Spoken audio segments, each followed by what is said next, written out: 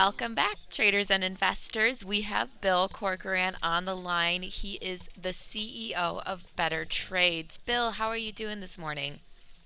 Doing awesome today, Brianna. How are you guys doing? We're doing pretty good. You can't complain. It's Friday. So to get There you things go. exactly to get things started, why don't you just give us a little bit of a brief history about yourself and what markets you trade? So, Brianna, I am primarily an options trader, equity options trader. I also trade in the FOREX markets, and as you guys know, we've had a pretty big shock in those markets here in the last couple of days. But primarily what we focus on is trading options on equities. We do some indexes as well, and that's mostly what I do, and it's also what I teach. So, as an options trader, what are you specifically looking at in the pre-market? So on a day like today, one of the things that I will focus on is that today is the options expiration for the January series, for the monthly series of options. And options expiration offers us a lot of unusual opportunities that, quite frankly, are not even available to the equity side of the market. The equity traders are not able to take advantage of what's going on in options expiration quite the way we are.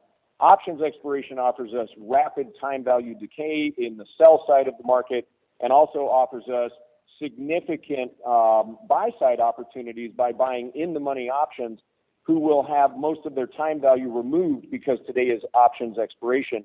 And we end up with the opportunity to buy very low cost options that are highly, highly leveraged to the stock. In other words, options that might cost us $2 or $3 on stocks like Google or Amazon that move dramatically because they have very high delta to the underlying stock price. And that only occurs on Expiration Friday. So Expiration Friday is one of my most favored, if you will, one of my favorite trading days just because of those opportunities. And with the volatility that we've seen in the market here this week, it's going to be a very exciting open for us and offers us tremendous opportunities to play things like gap reversals or just intraday moves that we might see in a stock where we can really leverage that position using very low-cost options and get tremendous results with extremely low risk relative to the underlying asset. What are some of the unique risks that option traders face on or near the expiration? So the most common thing that we see as we travel around the country, I go all over the country and teach options trading. And one of the things that we see here at Better Trades is that students do not understand the nature of decaying time value, the theta, if you will, in an option. And what they end up doing is buying an option that is almost all time value, has no intrinsic value, and don't understand how that time value will erode and the speed with which that time value erodes on and near the expiration. In fact, last night, from Thursday night to Friday morning, one of the things that I teach in my classes and in the morning lab is that we have the most rapid time value decay of the entire options life cycle occurs from Thursday night to Friday morning. If you don't understand that, you buy an option Thursday night, by Friday morning, you have lost 73% of the available time to expiration, and you could lose a lot of money with that. Now, the flip side to that is wherever there's a risk, there's an opportunity. As a sell-side trader, Thursday evening is one of the most potentially profitable opportunities to sell premium to the market from Thursday afternoon into Friday morning's open.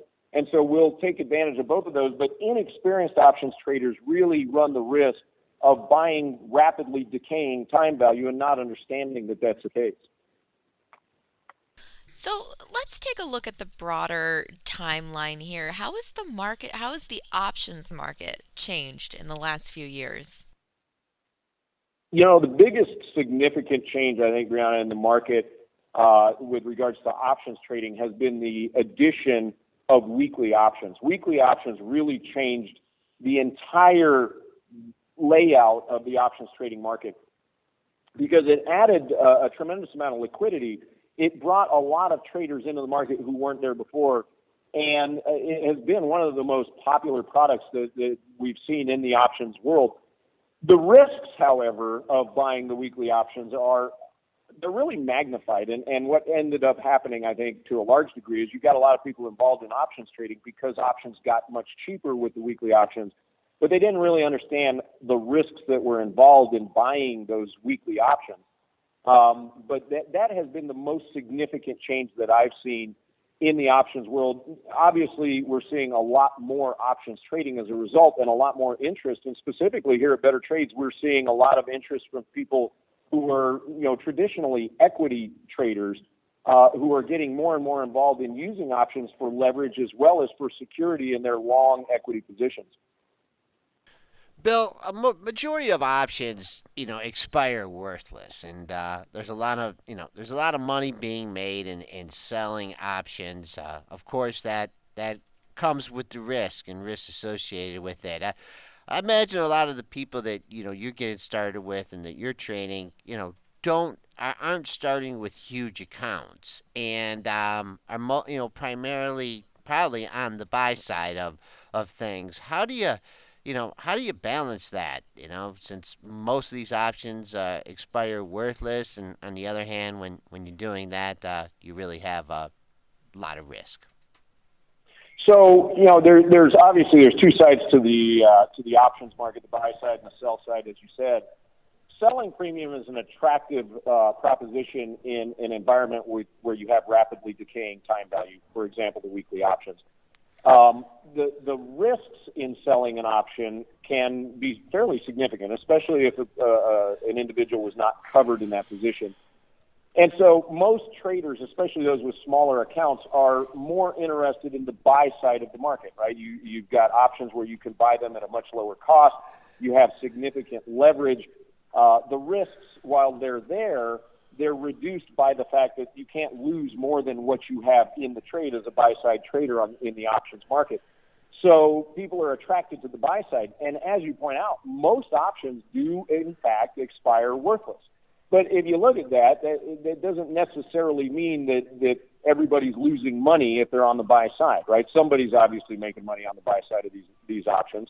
And so we want to mitigate those risks. One of the most important things that we teach, and I'm getting ready to teach here in the open of the market here with my folks in the morning lab, is how to go in and mitigate those risks with options.